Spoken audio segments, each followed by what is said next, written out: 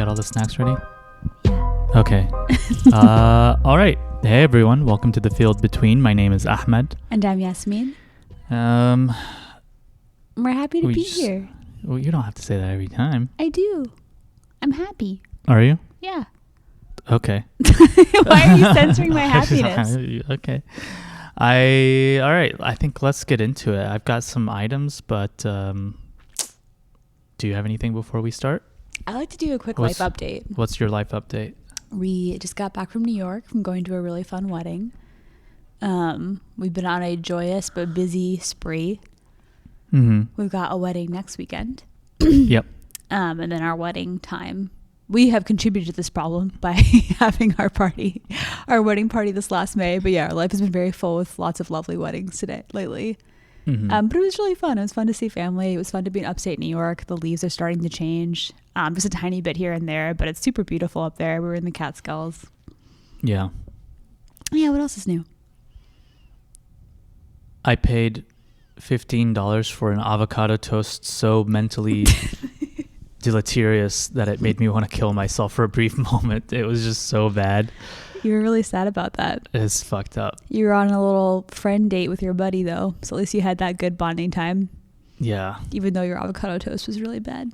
Horrible. And just like how much money it was insane. Yeah. Like the description was good. It's avocado toast with egg and feta and sriracha. And you're like, okay, that sounds solid. Yeah. $15 is a lot, but if they do it right, then it's good.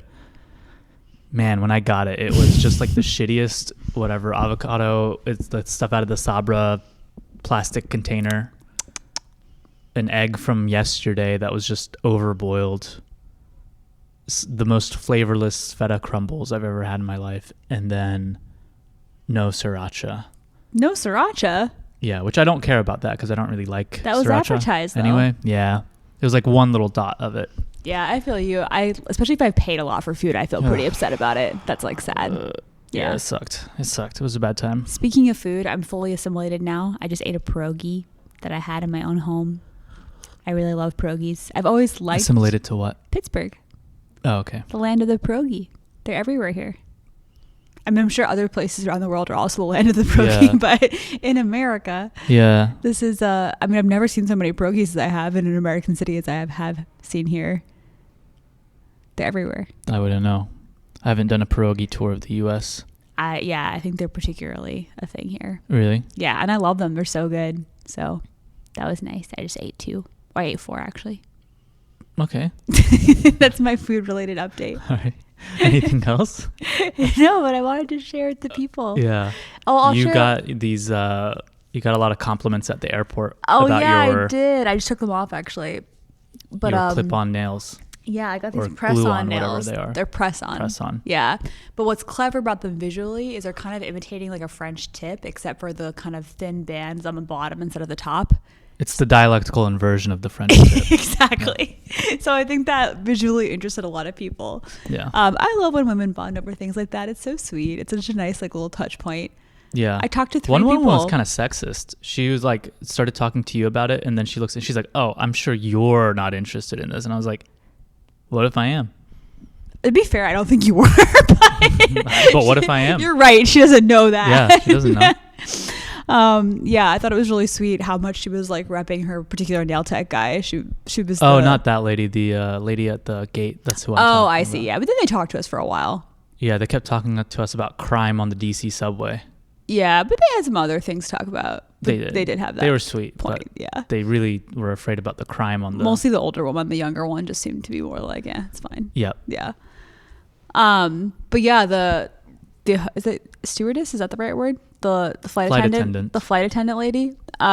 She was like so sweet. She was really, really repping her nail tech guy. She was like, he's the best, and she like showed me his Instagram. Yeah. It was like outside of Toronto. It was like, no way I'm ever gonna meet this man, but she was really good PR for him. It was very sweet. She was like, Timmy like is so devoted and like he practices on his girlfriend. I was like, are you like getting sponsored by Timmy? But I don't think so. It was sweet.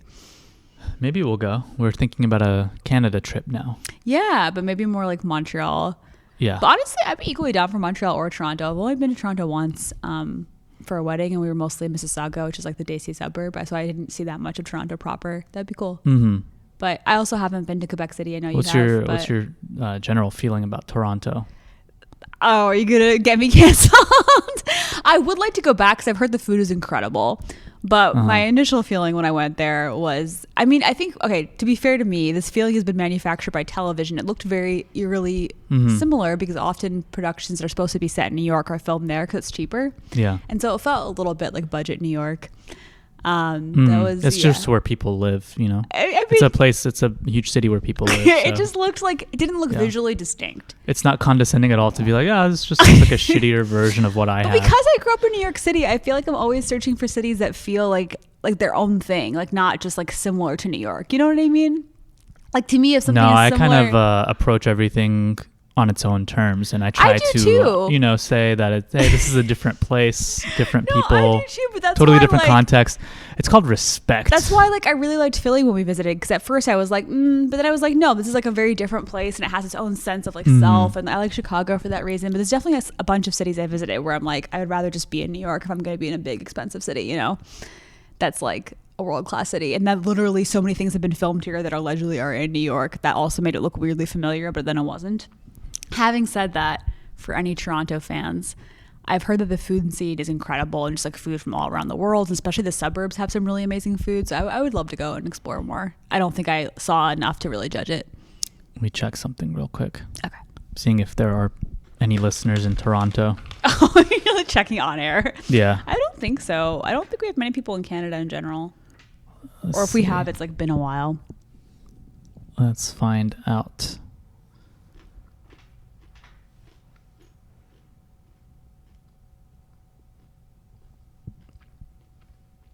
I mean, we have listeners in Ontario, so probably Toronto. I think I know who that is. That's our family, which is very sweet. Oh, okay. Yeah. Well, if you're not them, fuck you, Toronto. Ontario is not Toronto, though. We got some people in Quebec. But Ontario is not Toronto. So if we don't have anyone in Toronto, we don't have anyone in Toronto. Ontario is like doesn't it encompass Toronto? No, Ontario is a different city. Ontario is the capital of Canada. Ottawa is the capital of Canada. Oh, fuck, you're totally right. Ontario is the Canadian province that contains Toronto. Oh my God, Toronto is the capital. We're leaving that in. Yeah, you should leave that in. Ottawa is the capital of Canada. I know that. I do have family in Ottawa. Okay, Ontario is the province. I'm sorry, Canada. I'm definitely canceled by Canada now. Okay, well, I guess we'll have to cancel our Canada trip. We'll go and I'll make up for it while I'm there. I'll do an apology. Tour. Yeah, and I'm sorry tour. Yeah. Okay, so I've got some items, and then we'll probably talk about some more serious stuff in the second half of the episode. You want to start? You said you had one. You had an item. You're just eating some chocolate pretzels. Okay. All right. Really good. I didn't know. A real consummate professional. I thought you were going You're first. Just straight up munching. You were like, I have all these items. Okay, I'll go first. Okay. Mine's also serious. Okay, great. Yeah. This was posted a little while ago. I saw it before it became viral, but then I just totally forgot to mention it because I think we had the interview episode and it just wasn't a good time to bring it up. But I'm of the opinion that if there's ever a real social revolution in the U.S. and we're looking for a class of people to execute, put in jail. Okay. It's everyone who posts regularly on LinkedIn. Oh, yeah, I agree. Those are absolutely society's most unhinged, crazy people. Having said that, I love to just when I run out of stuff, it's nice to have LinkedIn to continue stalking people. So I appreciate that it exists. Yeah, but as long as you don't post regularly. I think everyone has LinkedIn because it can provide some means of connecting professionally, whatever. But there are people who treat it like their primary social network and are trying to make a name for themselves on LinkedIn. Like, why? And I don't think becoming as much as you professional corporate gurus. Oh, God. Kind of style. That's embarrassing. And take every opportunity to just connect everything to how you can be a better employee. Interesting. Right? So it's almost like intellectualizing or philosophizing the kind of gamifying life to be more like your business. Yeah. So anyway, this man made a really a post he should not have made at all. Okay. But his name is Ethan Evans. He's a retired Amazon VP, so great start, pretty high up.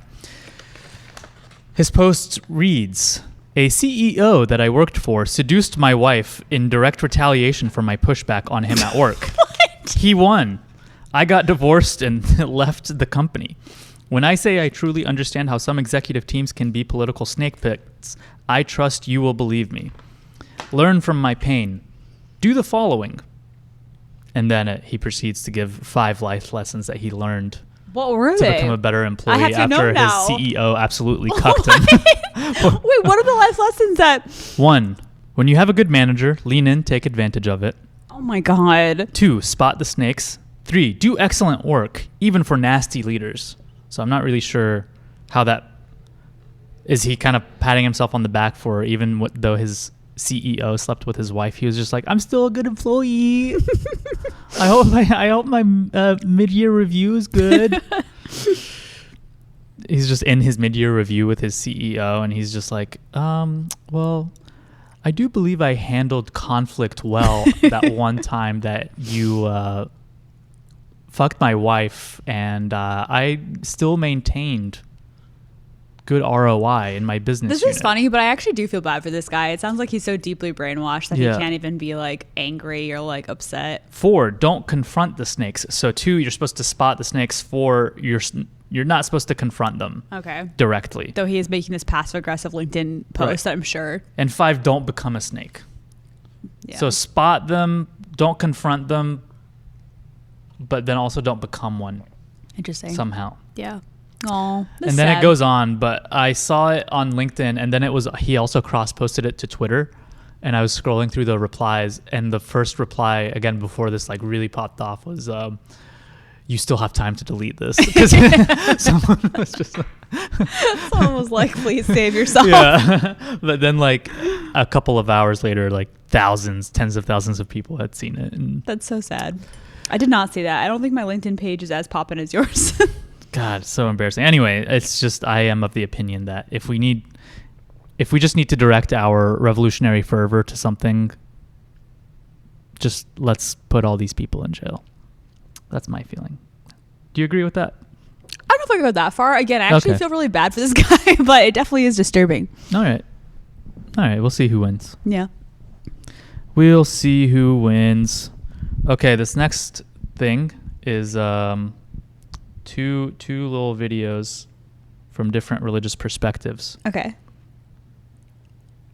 The first one is answering the question from the Muslim perspective about what do you do if you're racist? Okay.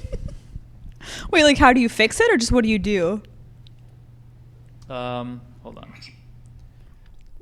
Let's see. The question is to this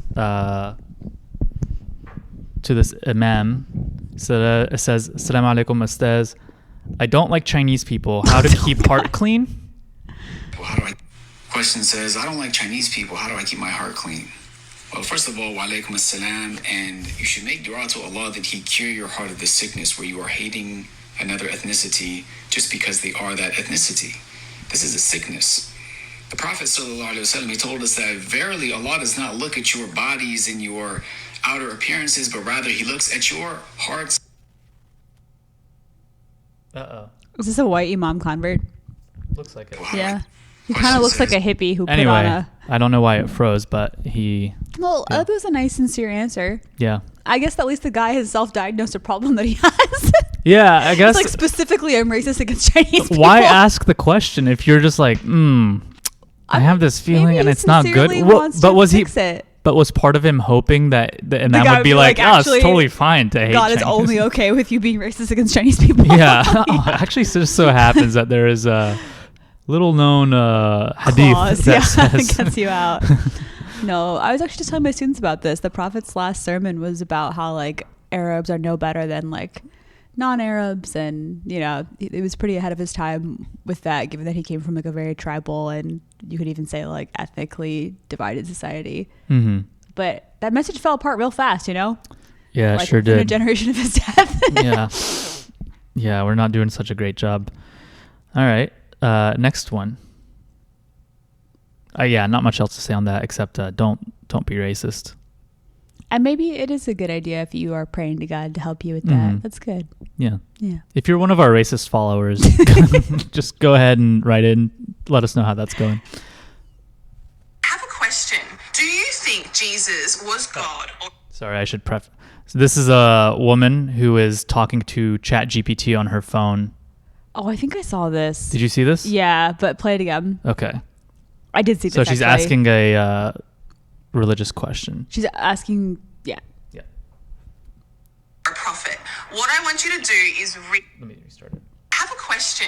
Do you think Jesus was God or a prophet? What I want you to do is read the Bible in a non-biased perspective. I want you to tell me if it's more likely that Jesus was a prophet or a God. Forget the church, forget the Christians. I just want you to read the Bible. You must give me an answer, and it must be in less than one paragraph. What does it say? Dun, dun, dun. Reading the Bible from a non-biased perspective and focusing solely on its content, it's more likely that Jesus is portrayed as a prophet. The Bible frequently depicts him as a messenger of God, someone who teaches, guides, and performs miracles in God's name, which aligns closely with the role of a prophet. This is making the rounds on Muslim Twitter. Yeah, so it seems like ChatGPT. What the? Oh, oops! I was trying to press the pause button on the screen recording. Oh, wow. Hilarious. Anyway, yes, ChatGPT is Muslim.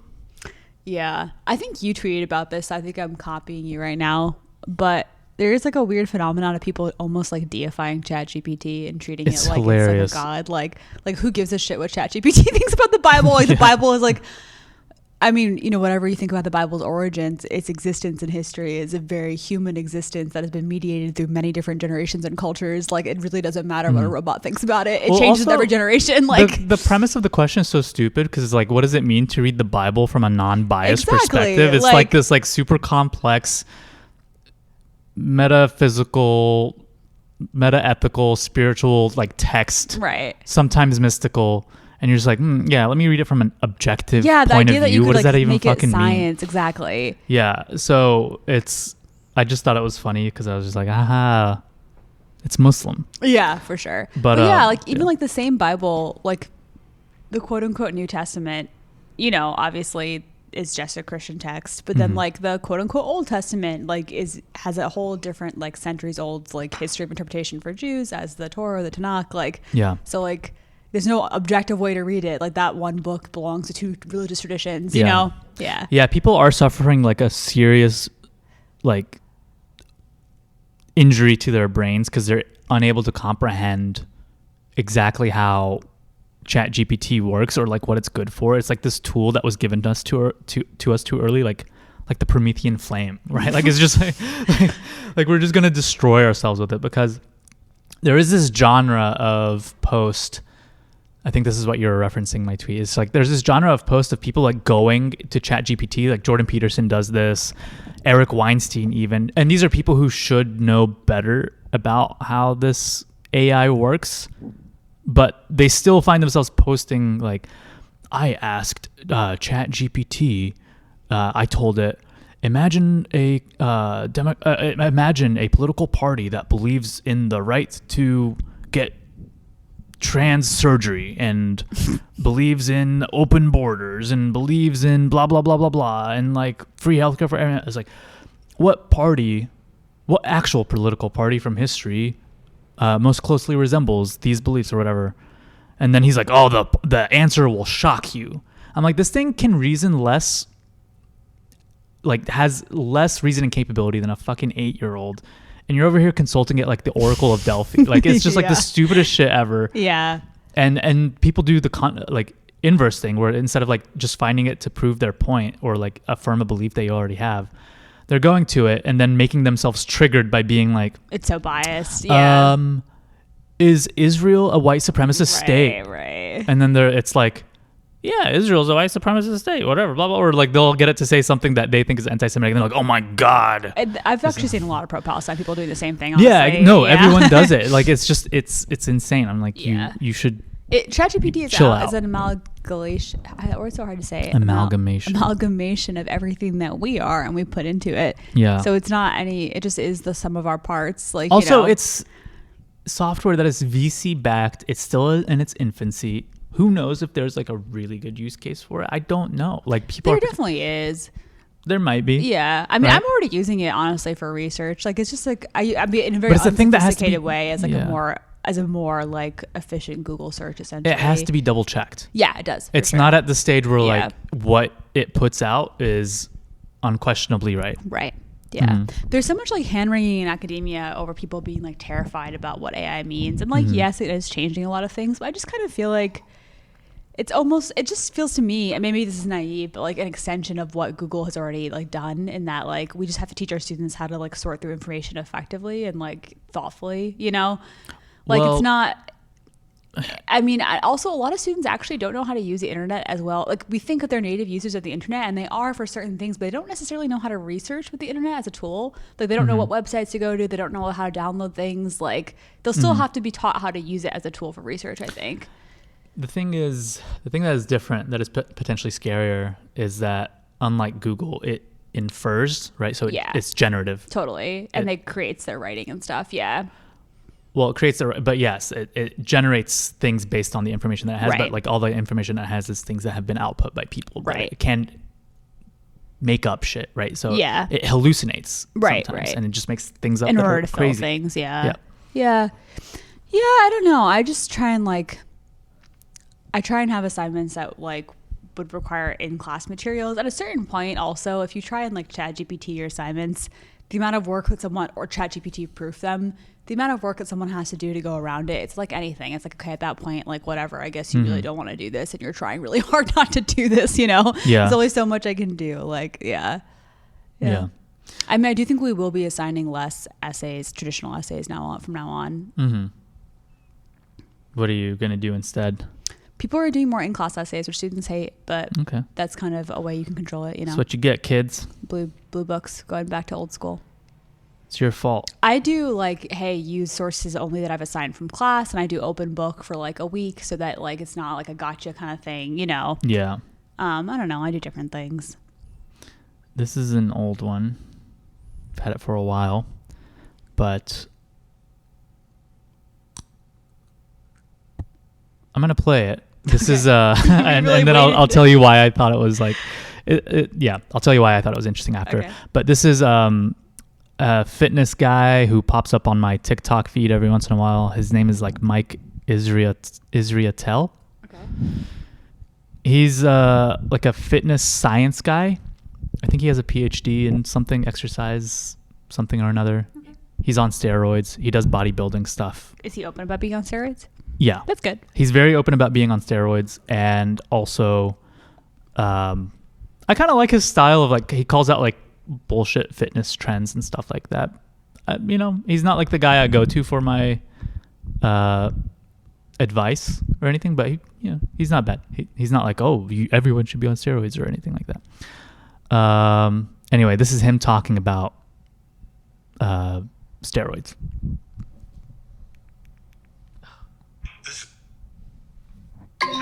Okay, this is the unreal genetics of Ronnie Coleman. Would you cycle off of everything? No, cold turkey. Cold turkey? Yeah, really? Cold turkey. And what did you feel like over those 3 months? Normal. Really? Normal. Didn't bother me a bit. Most people who come cold turkey off of grams of drugs don't feel normal. Ronnie had a great time on drugs and a great time off of drugs. That's crazy. It's awesome, and it's a huge testament to the fact that Ronnie's just special.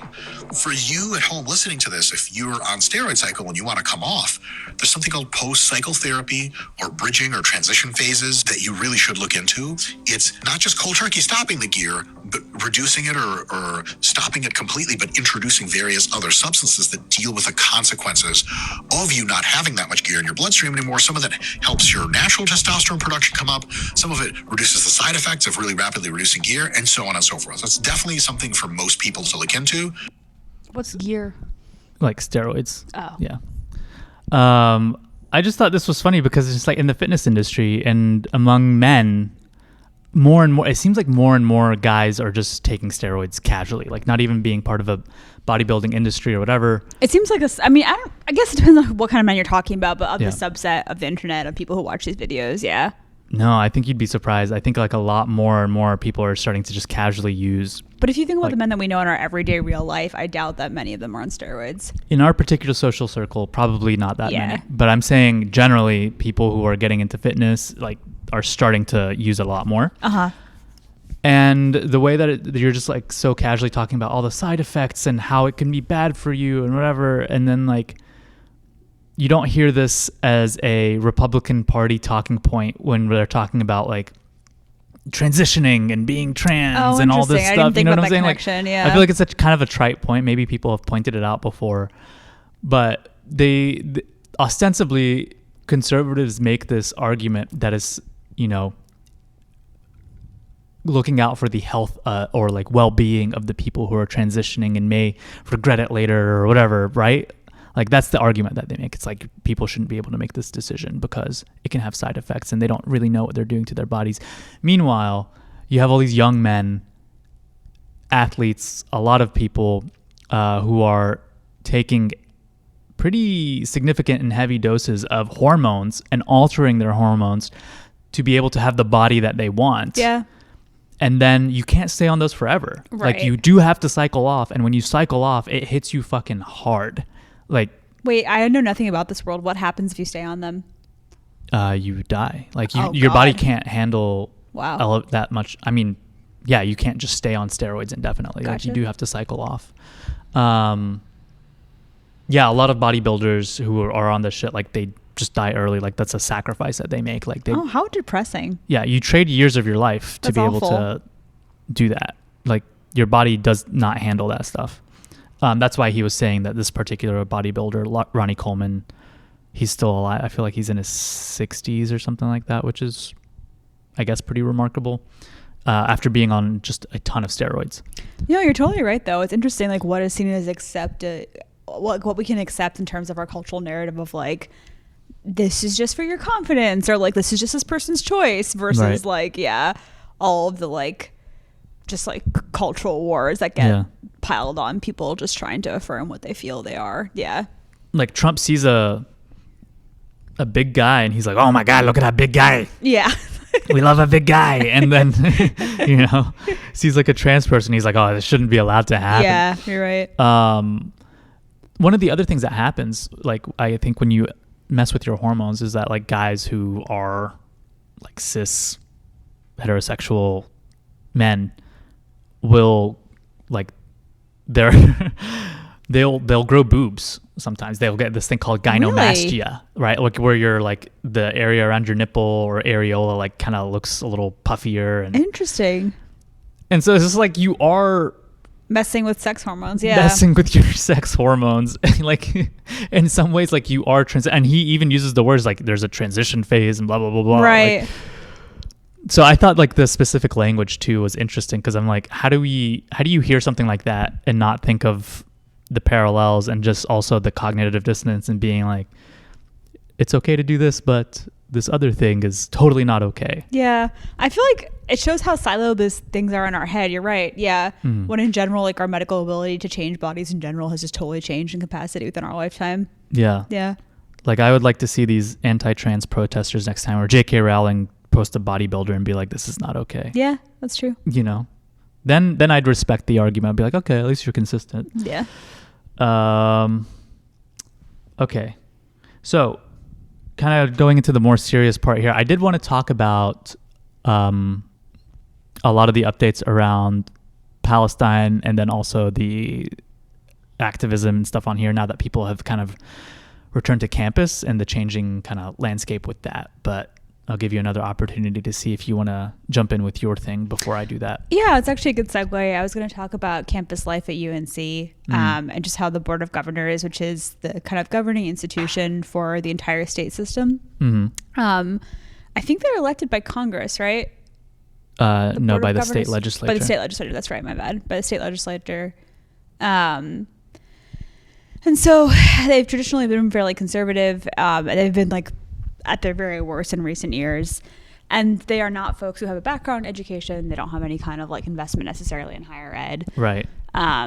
Even the now chancellor of UNC, Lee, is it on purpose that his parents gave him that name? I don't know. Because it's Lee Roberts. Yeah, and yeah. I think his middle name is E. I don't know. So it's highly likely. The inverse of but Robert E. Lee. I don't know. Yeah, I can't say. But he's a total business background guy. Like, no, he's not an academic. And now he's a chancellor of UNC. And like typically chancellors have been people with PhDs or masters or, people who are in the system for a long time, who are invested in the system. You were a dean at some school. Absolutely. Or something like yeah, that. exactly. You've had like lesser positions of bureaucratic leadership. And it's just really hard to watch from afar. It's really depressing. Like UNC is such an important research and the whole system, but I'm thinking now specifically of UNC Chapel Hill, which is my alma mater for my doctorate. Yep. Is such a like important research institution in a purple state. And it is so thoughtful about its relationship to the state in so many different departments in so many different ways. And it's very tied to the state.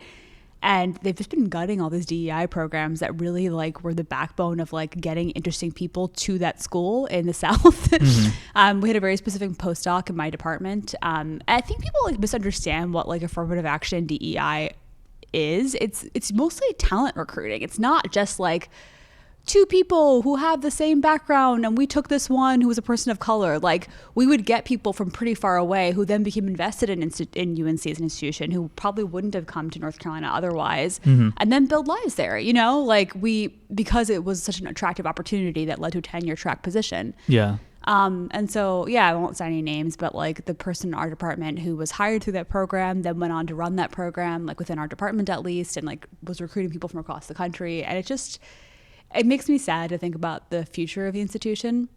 I think I've said this before, but while I was at University of Wisconsin-Madison, which is different but very similar in that it's like a big state school and like the crown of the state and also, a purple state and had a lot of politics involved. There was huge protests that were while I was there against Scott Walker, the then Republican governor, who was gutting a lot of public education. Mm-hmm. And as a result of that, we actually like slipped in the research rankings by like 10 points or something insane, like on most like national lists. Mm-hmm. And I get that the lists are kind of made up and it's not objective and whatever, but like there were like quantitative outcomes to the policies that happened, and it is no longer as prestigious of a school as it was when I went there, which is crazy. Yeah. There are consequences to these kinds of policies, like and just as an academic, like you don't really want to go to an institution, or you don't want to like maybe invest, the part of your career that is working towards tenure at an institution that seems kind of wobbly. And it's also shitty because then for a lot of young people like me, you're kind of like, well, like, should I try to be at a private institution, like where I would be more stable? And like,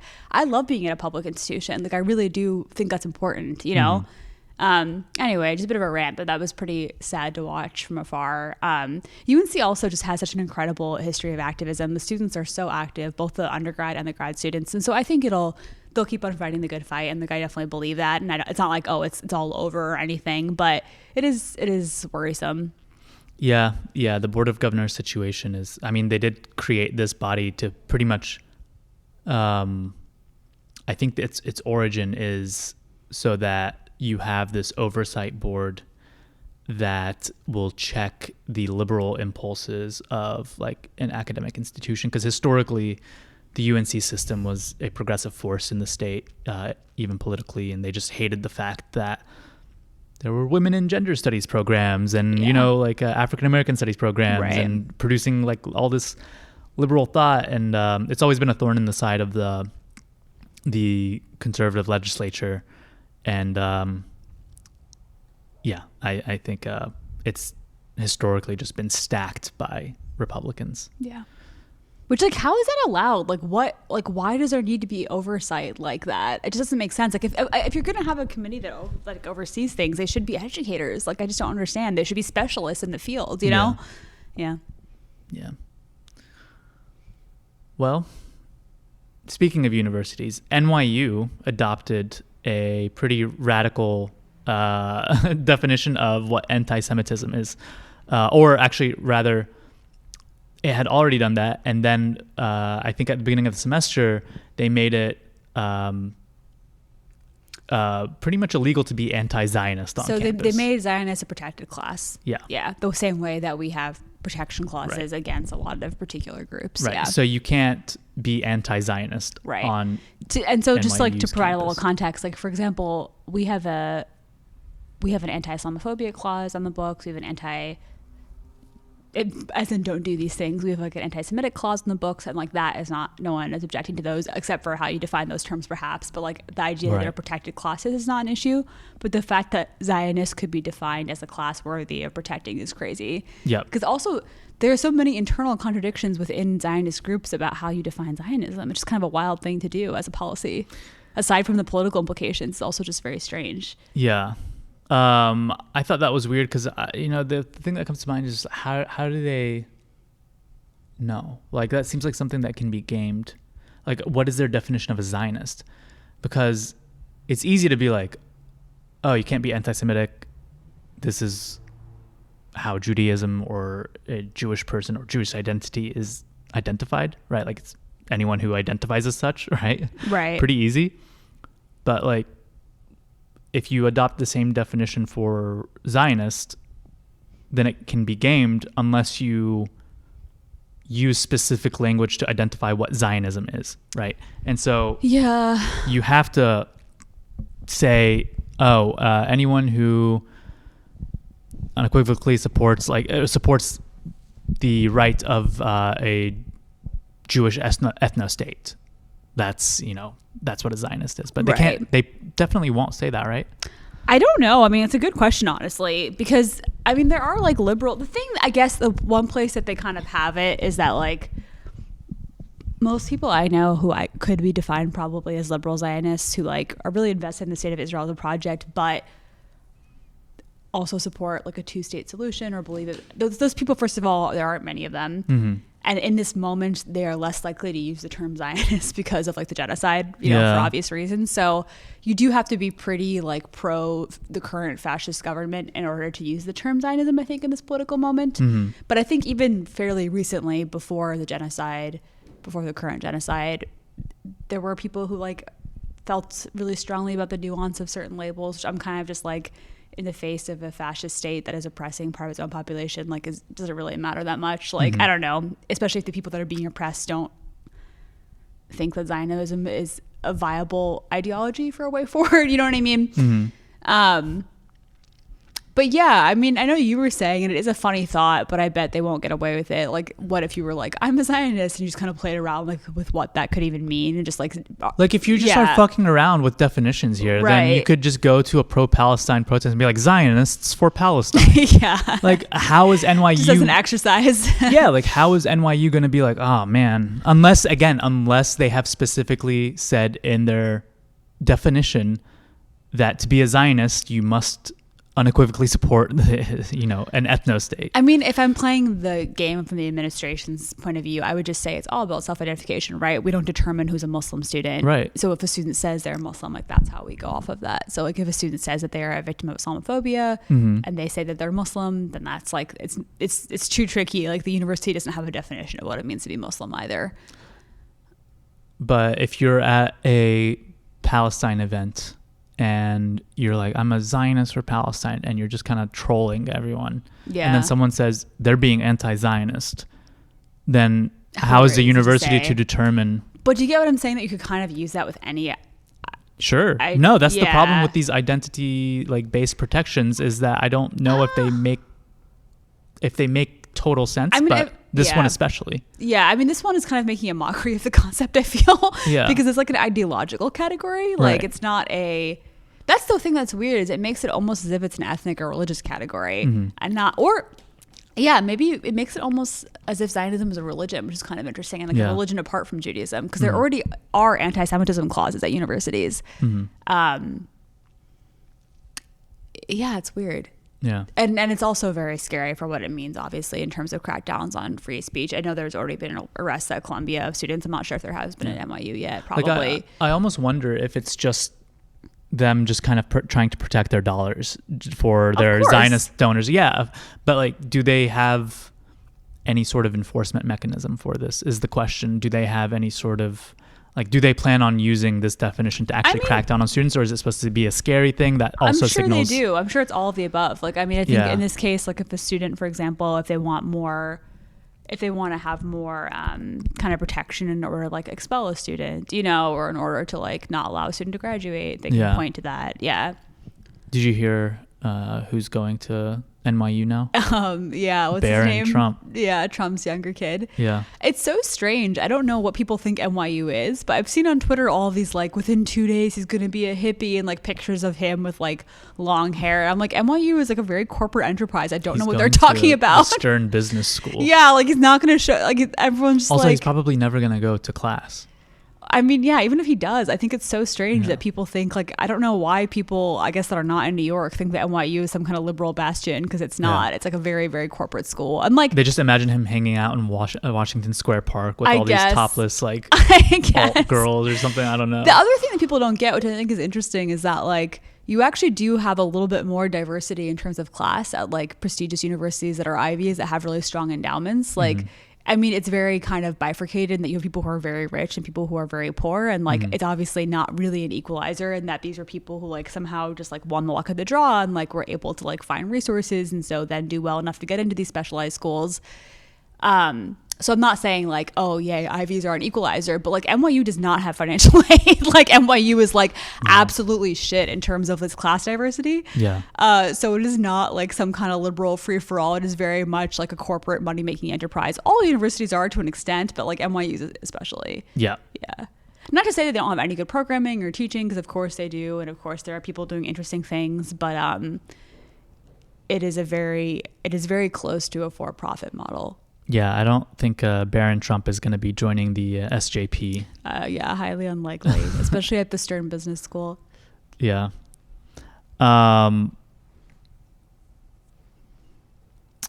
Here's an item that I forgot, actually, but it kind of fits in with what we're about to talk about.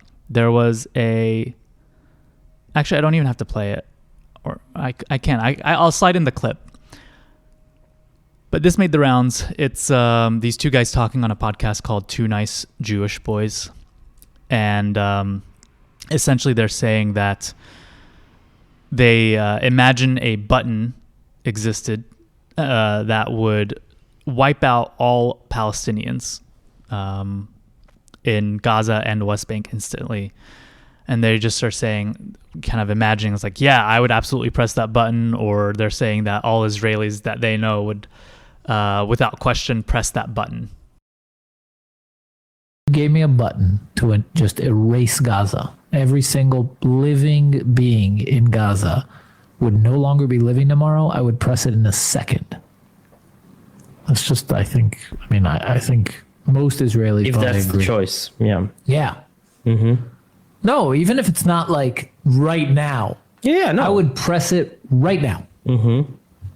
Yeah, same with the territories. Give me that button and press it right now. There you go. And I think most Israelis would. Yeah. Most Jewish Israelis. They wouldn't talk about it like I am. Mm-hmm. They wouldn't say I pressed it, but they would press it, right? Like if they were in a closet alone, they wouldn't even hesitate. Mm-hmm. Someone came to them and said, no one will know. You press this, all the Palestinians are gone. You'd be like, fucking hey, is there another one? And yeah, so that just made the rounds recently. And I'll slide the clip in, but I bring this up to say that the way things have been going, I think evidences exactly this sort of mindset.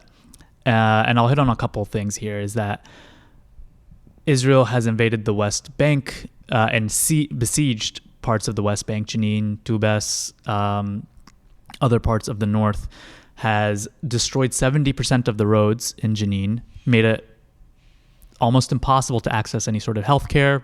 They've been shooting at people. They've killed activists, including an American activist. They have ratcheted things up. And, people are saying, people will post, oh, this isn't Gaza, this is West Bank, to kind of point out, it's like, isn't this, but it's like, it's all Palestine. And why did we think that Israel had a different posture toward the West Bank than it does toward Gaza? Because the posture it takes toward all Palestinians is that in order for the Israeli state to exist in the way that it to exist on its own terms, it needs to wipe out every single Palestinian. Yeah. And that is what we're seeing happen. Like, without a question about it, there's no other way to talk about what's going on. It is a wholesale, Like, people knew this from fucking day one and have been trying to say it. And they're like, no, Netanyahu's just bad, or like there are good people and like whatever, blah, blah, blah. It's not like a nationwide belief.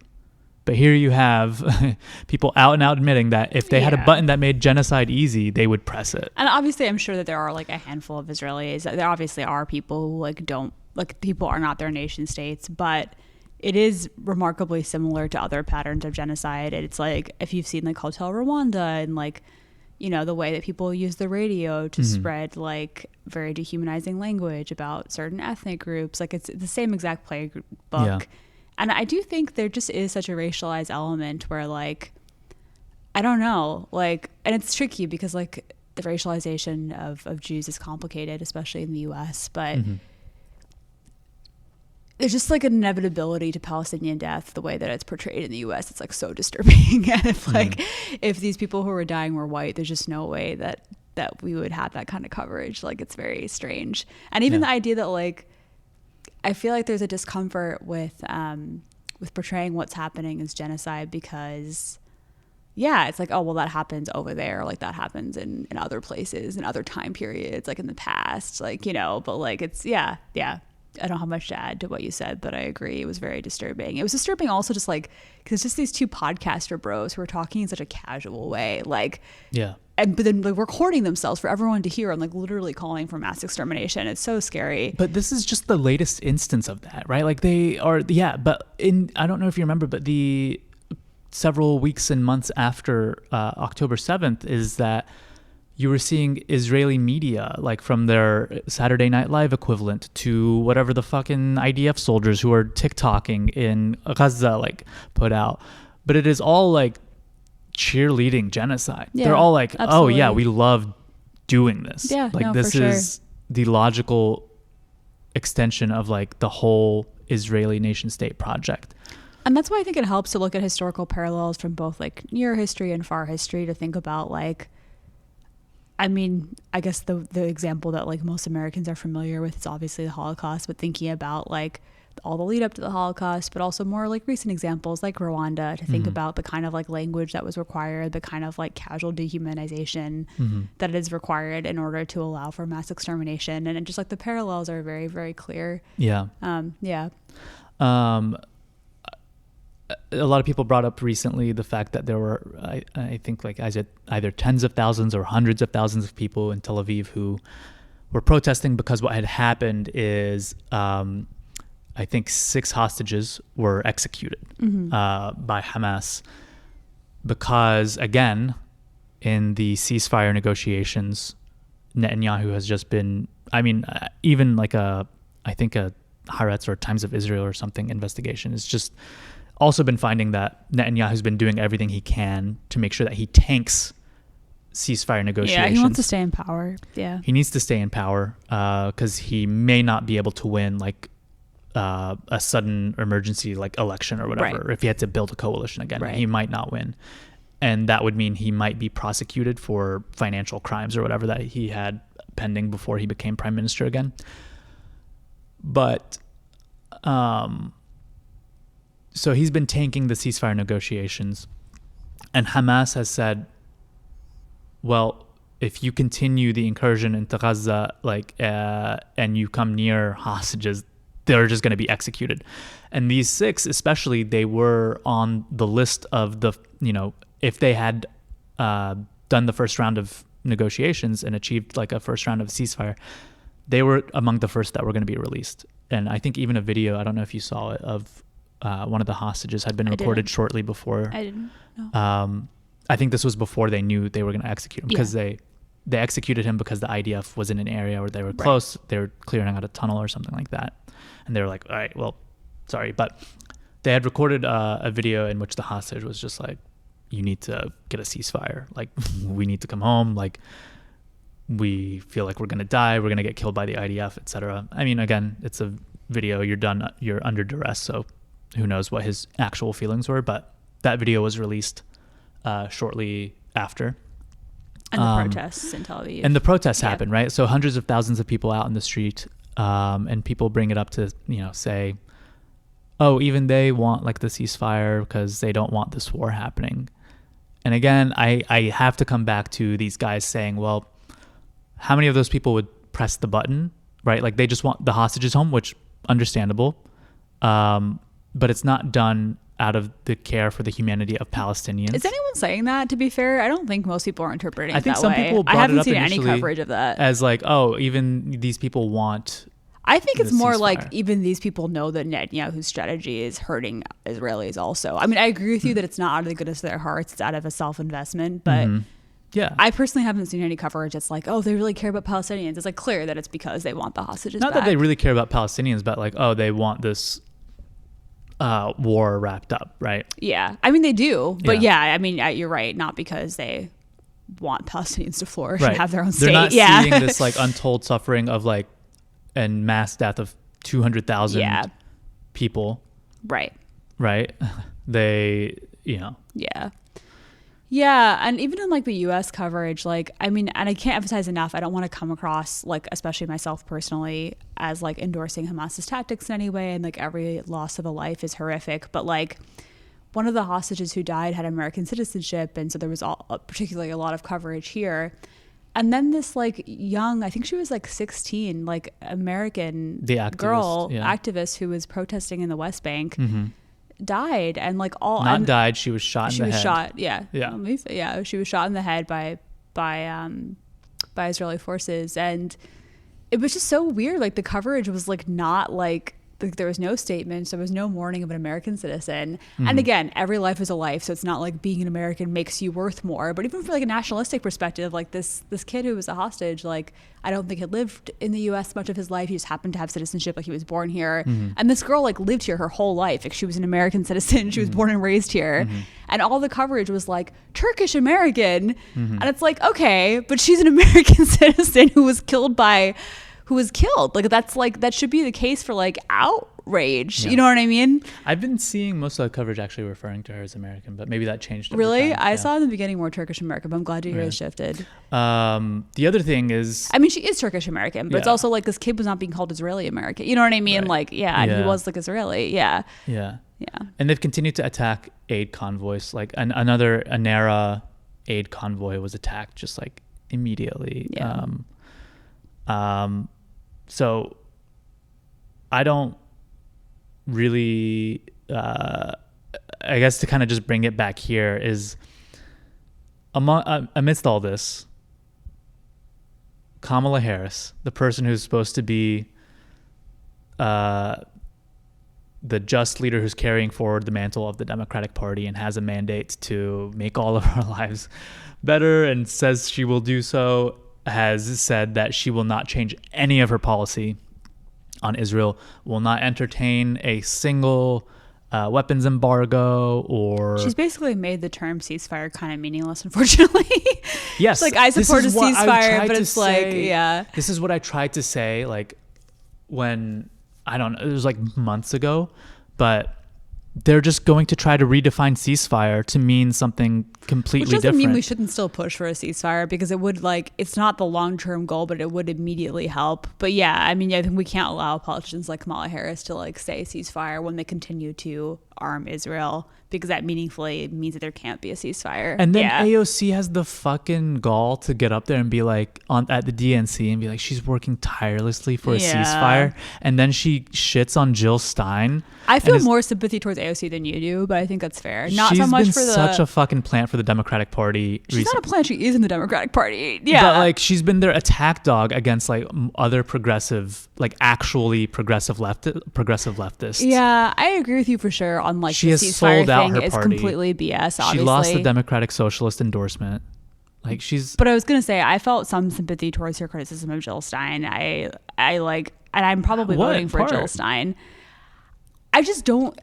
I'm like, I have to learn more and I have to read more, but like, I just don't, and I don't understand how even with Cornel West kind of like fumbling the bag, how they're still running the same person again after running her so many times. I know she didn't run last election. They didn't have time. Like, she didn't want to run. Yeah. She tried to find other. I don't understand how this is like a critique of it doesn't seem like they've done. It seems like even like, I think there's a party that has like won quite a few states in like Philly called like the Working Class Party. Like there are other local parties that have done more. Working Families Party. there are other local parties that have done more to build power on a state level that seem like they could be better built for this moment to then take the mantle of third party. And I just feel like the Green Party, it seems like, has had virtually no local wins. Like, what are you talking about? Like, what are local Green Party wins like across the country? I mean, since their existence, they've had like 1,400. Like, they haven't won a presidency, but they've had 1,400 wins, and they do work on the local level. Yeah.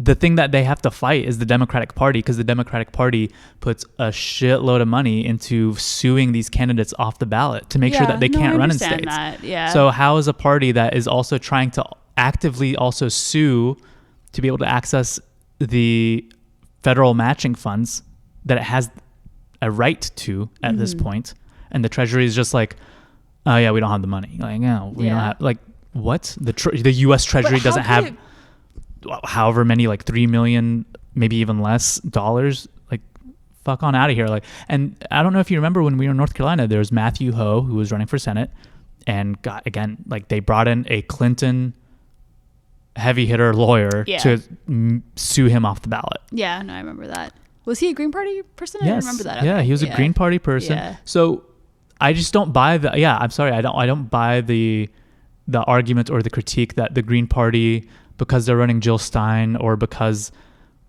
But how could there not be a deeper bench of people besides just Jill Stein and Cornel West if they've been building power locally for generations? She tried to get Ajamu Baraka to run. And I don't know why Howie Hawkins didn't run. She has name recognition. Like, it's smart for them. But it's not good name recognition if it's like you've been a perennial candidate for like years. You know what I mean? Like, that's not the vibrancy of a new party. But how is this an argument against the Green Party and just being like, the same thing happens in the Democratic Party? Like, we see but if I want a new the party, Clintons I don't over want and it to over be again. The same thing. But this is not the same thing. She hasn't won the presidency. She's like running because she was put in a position that she had to run. Yeah. She tried to get someone else to run who refused. And what was she supposed to do? Sit by and be like, well, I guess all the Green Party infrastructure we built over the years and years and years of activism and working at the local level to get it, we're just going to let that fall by the wayside? Like, absolutely not. Yeah. Like, I mean, she did an honorable thing. I don't know if I'd go that far personally. That's fair. You feel that way. I probably will vote for Jill Stein just because I think that we need to register. First of all, I think we do need a third party, like 100%. And I think now is a good moment to like register our discontent. Like, I can't vote for someone who's backing a genocide. So might as well make that move now. But I do hope, I hope to learn more, but I also do understand the critique of like, this is the same person that you put up again. I don't know. Yeah. I don't, again, I just don't understand why that is how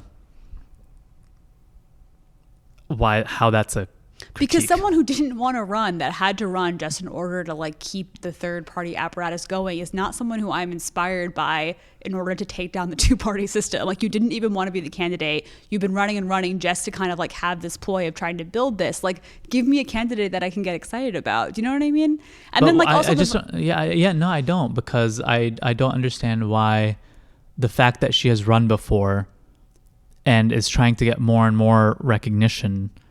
But she didn't want to run again, right? She had to because they couldn't come up with anyone else. Yeah, but it doesn't mean that she's like, oh, I'm not going to try. Like, she's out here trying to actually put forward like actual policy on Palestine and showing how she's going to be distinct and, different from the Democratic Party. Like, I don't understand how the fact that she's run multiple times means that she is less serious, right? So because she herself said she didn't want it. Like, I don't want to vote for someone who wasn't excited to run but is running, it seems like, primarily in order to keep their party apparatus going. You know what I mean? Like, how is there not a deeper bench of leadership for other people to choose from? I just don't get it. Like, if there's only like 3 people that could have been the head of the Green Party ticket. I mean, there's a nominating process that they have to go through, but I guess they went through it and they nominated Jill Stein, right? Like, there's an actual democratic process that happened, unlike the DNC, where but you're saying this guy wouldn't run, and then Cornel West messed up, so they had to have Jill Stein, right? Yeah, the party got behind Jill Stein. Yeah. I mean, look, I'm voting for her, but I don't know. I felt like some of AOC's critique I sort of got, even though I think that she's obviously just trying to like get people not to vote for the Green Party. Yeah, I think you're kind of making a critique that she's like, I want to vote for someone who's more enthusiastic, but it's not just more enthusiastic, who's actually taking seriously building a third party apparatus. Like, she is taking it seriously. But if you're going to keep it going just to kind of be like, okay, we need to like put someone up for president, then like get someone who wants to be president. I don't know. Yeah, I just kind of felt like if it's a gimmick and we're just doing this to build a third party, like I don't feel that excited about that. I don't know. Yeah, I don't know. I mean, realistically, she is not going to win, right?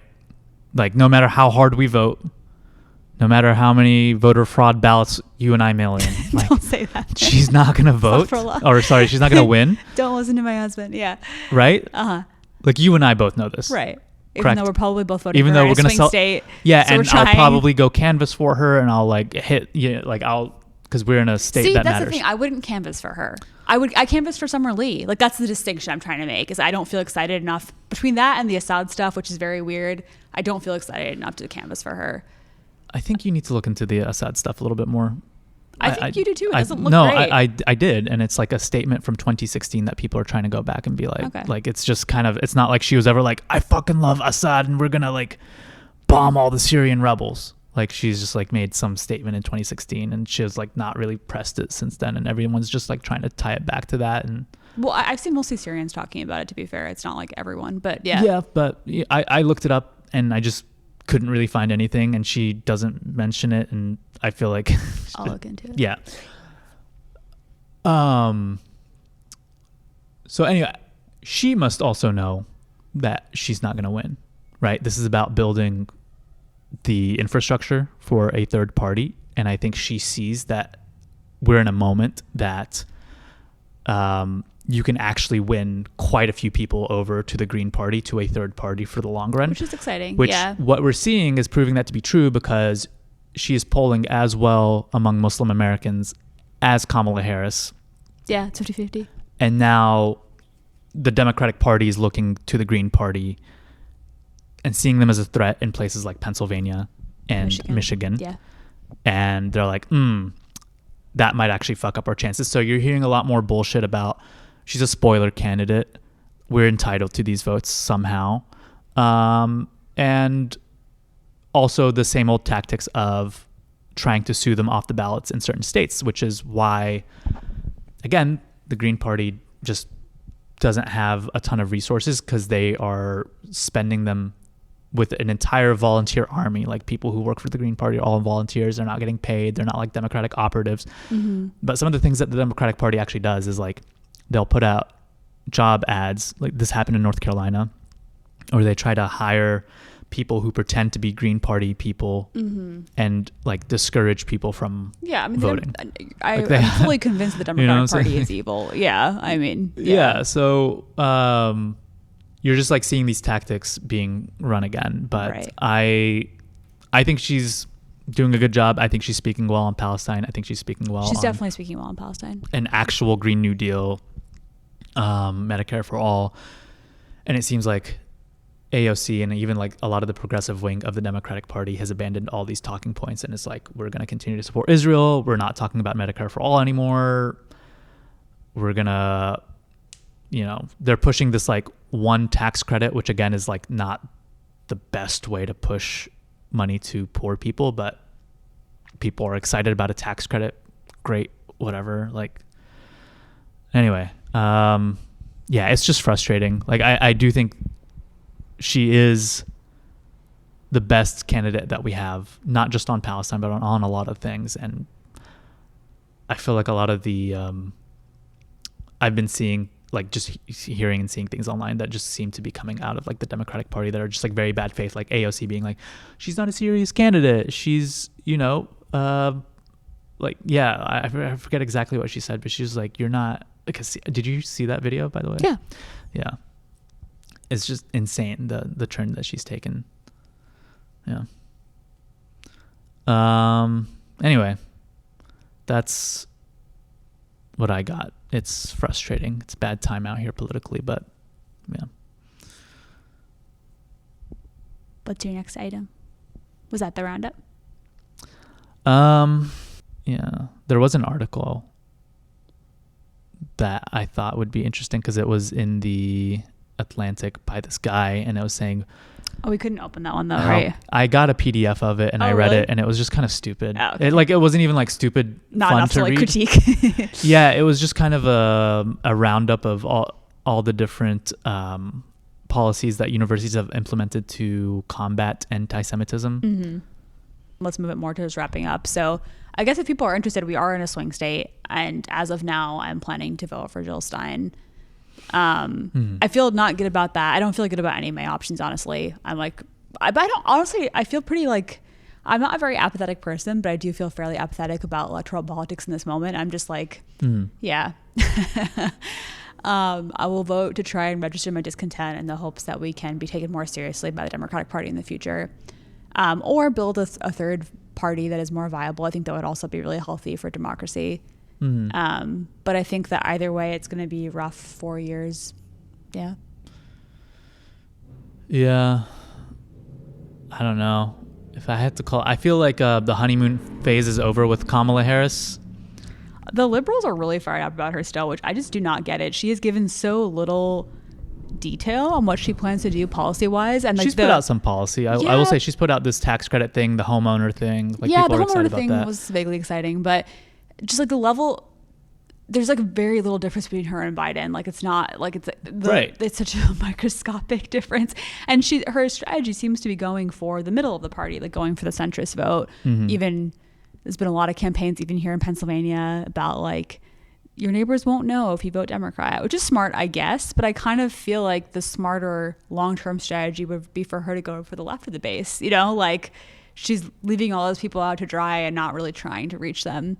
That's a good point. Yeah, it is I mean, I think that just speaks to how much of the party is captured by corporate and lobbying interests like AIPAC. True. That are more tied to centrists and really far right, honestly, and right. Yeah. Yeah. So you're trying to fire up the kind of centrist base to make sure that they actually just get out and vote. So you're not really winning anyone new. Yeah. The people you could win are the people who are like myself, who are saying like, I would not have voted for her in any case, but if she is just like, I'm going to do a weapons embargo to Israel, I would vote for her. Of course. If she was honestly even like... She'll never say that. If Palestine weren't an issue, which obviously it is, so there is no world without this, but if she was even mildly, discernibly, interestingly to the left of Biden, I would be intrigued, but she's not. It's just like good PR, good packaging. It's representation without the like depth of representation that should be representation also of different ideas. It's just like, it's just shallow. They're trying to make her Obama again, right? Which is like, boring because Obama was like, people are done with it. Obama was the heartbreak of like our generation. Like we were excited about him. I mean, I was. I mean, you probably were too in the very beginning. I canvassed for him. Yeah, you did, you cutie. In high school, yeah. Yeah, I remember like my Facebook quotes were from Obama. In high school in rural North Carolina, bless your heart. Did you tell me that? Did I know that? I don't know. That's so sweet. I canvassed for him in fucking like Lexington. And that's brave as shit. Like Denton, North Carolina. Yikes. Yeah. In Denton? Yeah. Oh God. Denton's a scary ass place. Yeah. But like, I mean, I'll never, and I think this is a lot of people who are in our kind of bracket, like just seeing a president with that kind of rhetoric and that kind of like quote unquote representation politics then continue to like drone the shit out of so much of the world. Yeah. Like I'll never get over that fall and have a large transfer of wealth to, the upper class and corporate America. Yeah. And I mean, the healthcare thing was a start in the right direction, but really I'll never get over the war policy. I mean, he just killed so many people. It wasn't even a good implementation of that. Yeah. But I mean, the drone strikes were insane. I mean, it was just like, it was. Again, an American boy killed in those drone strikes and no one fucking cared one bit. It was the war on terror, like just continued ad nauseum for forever. Yeah. It was so boring and annoying. Mm-hmm. So I don't know. I wish that there was someone who was speaking to us, but we got to build a lot of local power too. Presidential politics aren't everything. Mm-hmm. Yeah. So that's where we're at here in Pennsylvania, if anyone was curious. Yeah, I'll probably be canvassing for Jill Stein. I'm excited to hear about it.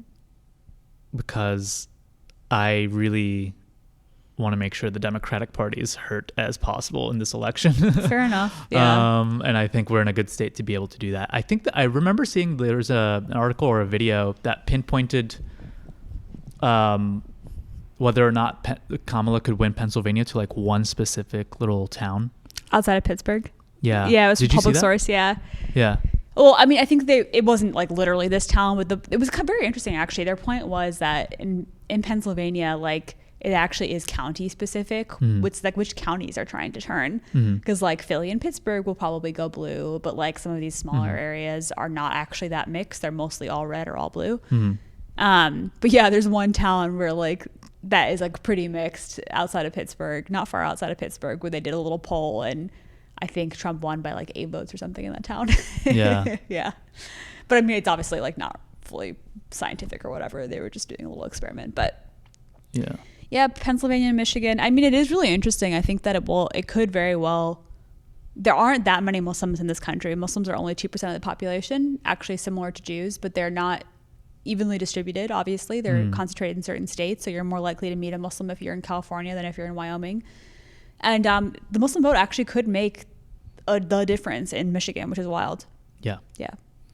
Hope it does. But the Democrats are not talking as if it does. If you're a Muslim, you gotta fucking get out and vote for a third party candidate in this election. Like you, or I mean, you should not sit at home. You shouldn't vote for the Democrats. I mean, I think that at least. No, not only like I was gonna say before Jill Stein was running again. Like actually, when Cornell, I would have said this, but like you shouldn't sit out. Like you should get out and actually vote third party. Yeah, but that's like even it doesn't even have to be Green Party, whatever the fuck. I don't know who else is going to be on the ballot. I feel like the only viable third party, even vaguely, you could vote for RFK. No, you gotta vote. You gotta vote for the Green Party. If you're not voting for Democrats, vote for the Green Party. But yeah.